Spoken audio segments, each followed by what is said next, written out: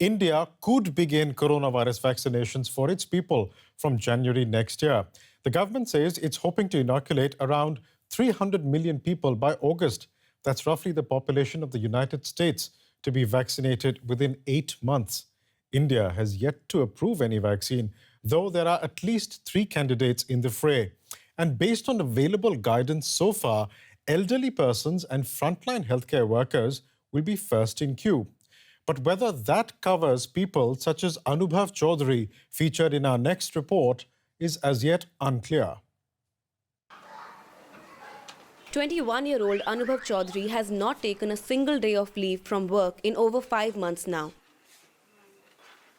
He says he loves what he does, but he had never thought it would put him on the front line of fighting a pandemic one day. Anubhav is a lab technician working in a private pathology laboratory in Delhi. His main job is to conduct RT-PCR tests, counted as the most reliable test to determine whether someone is COVID positive. Every day, he visits houses of potentially infected people to collect their swab samples.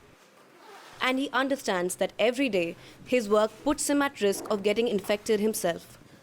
In the beginning, when I started doing these tests, I used to be quite scared. The atmosphere was such too. There was a lot of fear. But then slowly I got used to this. If I let fear take over, how will I do my job? The most important thing I have to take care of is that I should not get infected. And if I am infected, I should not transmit to anyone. That is why the whole process involves proper sanitization from start to finish. Anubhav is one of the thousands of frontline health workers in Delhi struggling to control the spread of the virus.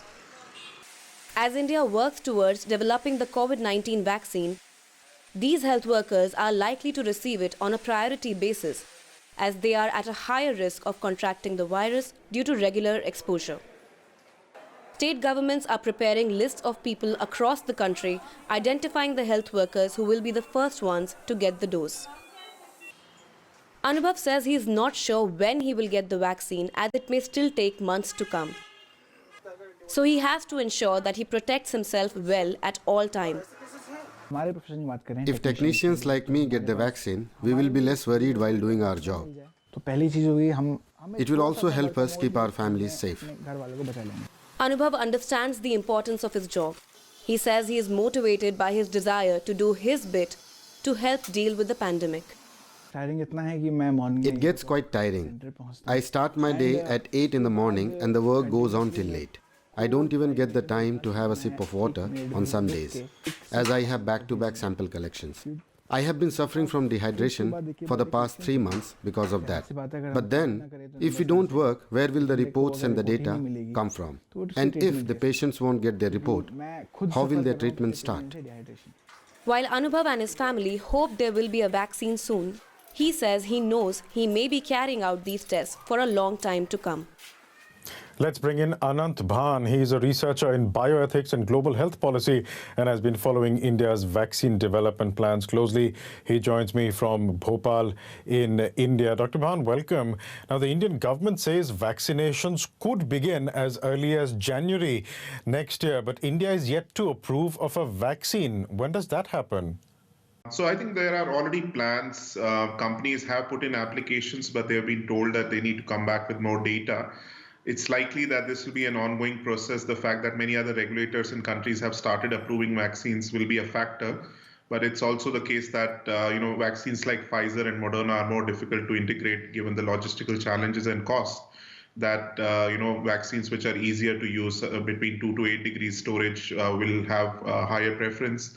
But we'll have to wait and see for the regulator to make the final decision, and then there will be a rollout. At least this far, the government has said that healthcare and frontline workers will be among the first to be vaccinated. Now, does that include people who work outside of hospitals as well, such as in diagnostic labs or funeral homes, for example?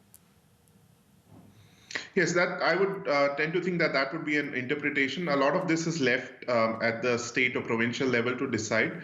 Broad guidelines have been given about health workers being first and then frontline workers. And all of these individuals, given the risk attached of transmission, especially by virtue of the work that they do, certainly qualify. And I think it will be certainly the case that they will be included. And this is up to also the states to ensure when they do the registration as part of the prioritization exercise. A crucial question, though, is that once a vaccine does become available, once it has been approved by the Indian government, will people have to go through the government and through government vaccination centers, or will they be able to get themselves vaccinated privately as well? Yeah, so the companies seem to be certainly interested in a private market. As you know, we have a mixed health system in India. We also have a huge middle class and upper class, which would be interested in buying vaccines if they were to be available for sale.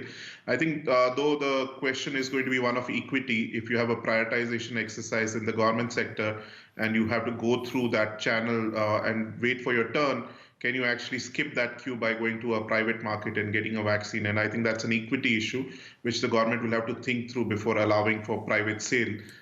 There might also be the case that there might be some vaccines which are only available in the private market because they are not something which can be integrated into the government program given cost and logistics concerns. But I guess we'll have to wait for, again, permissions to come through from the regulator and then companies to decide and governments to allow for that.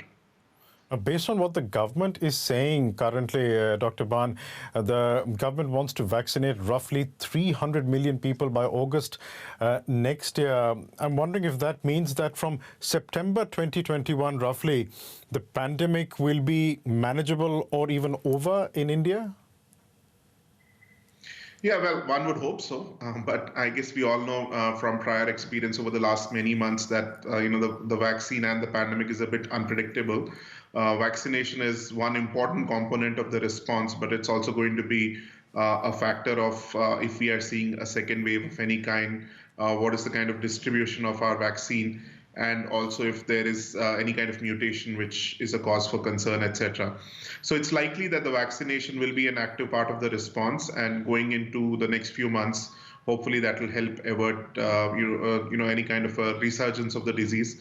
Over the last few weeks, we have seen a decline in the number of cases, which is an encouraging trend, and it's important for us to keep working to ensure that that continues. Now, there's every indication that it's going to be 2 shots of a vaccine that is going to be required, and we're talking about 300 million people to be vaccinated in 8 months.